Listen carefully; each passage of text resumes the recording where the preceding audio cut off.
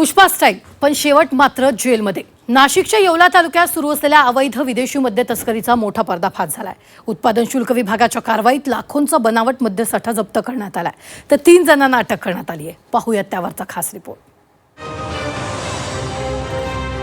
नाशिक जिल्ह्यातील येवला तालुका आणि इथे सुरू होता पुष्पा स्टाईल धंदा। चोरी छुप्या मार्गाने विदेशी मद्याची तस्करी। ही तस्करी होत होती पालघरच्या वैतरणा धरण परिसरातून।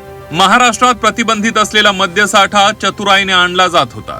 यासाठी वापरलं जात होतं बलेरो पिकअप वाहन।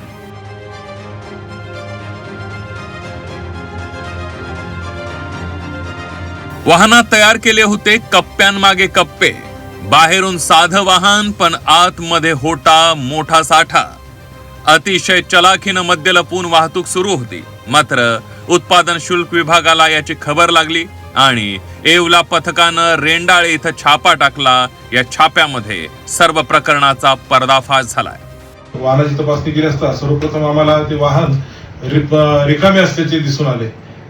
त्या वाहनामधील माणसांकडे चौकशी केली असता त्यांनीही त्या वाहनामध्ये काही नसल्याचे सांगितले, पण सखोल तपासाअंती आम्हाला त्यांनी त्या पिकअप वाहनाच्या मागील हौद्यामध्ये एक चोर कप्पा केल्याचं दिसून आलं, ज्याचे वरचे 2 नट उघडल्यानंतर आतमध्ये साधारणतः 50 ते 60 बॉक्स दारू बसेल इतका मोठा कप्पा त्याने तयार केलेला होता। तो उघडून आम्ही त्याची व्यवस्थित तपासणी केली असता त्यात आम्हाला विविध ब्रँडच्या महाराष्ट्र राज्यात विक्रीसाठी प्रतिबंधित असलेल्या आणि प्रथमदर्शी बनावट दिसणाऱ्या असे एकूण 37 विदेशी मद्याचे बॉक्स, 2 बिअर बॉक्स 35 विदेशी मद्याचे बॉक्स आणि 2 बिअर बॉक्स असं 37 बॉक्सचा साठा मिळून आलेला आहे।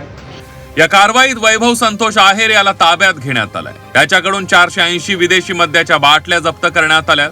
आहेरने दिलेल्या माहितीनुसार पोलिसांची एक टीम दादरा नगर हवेलीत पोहोचली आहे आणि सदू पारधी आणि बाबू चोथा या दोघांना अटक झाली आहे। या संपूर्ण कारवाईत 47 बॉक्स बनावट विदेशी मद्य जप्त झाली आहे। त्याची एकूण किंमत सुमारे 27,80,000 रुपये आहे, तर तिघांना अटक करण्यात आली आहे। मद्य पुरवठा करणाऱ्या इसमांचा आम्ही शोध घेतला।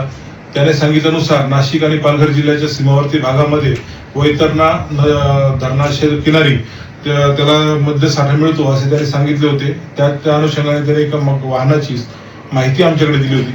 त्या अनुषंगाने आम्ही 2-3 दिवस त्या ठिकाणी सापळा लावला। पुष्पा स्टाईलने चाललेला हा काळा बाजार शेवटी कायद्याच्या जाळ्यात अडकलाय।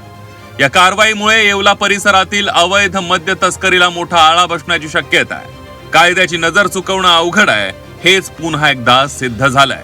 सुदर्शन खिलारे, झी 24 तास, येवला, नाशिक।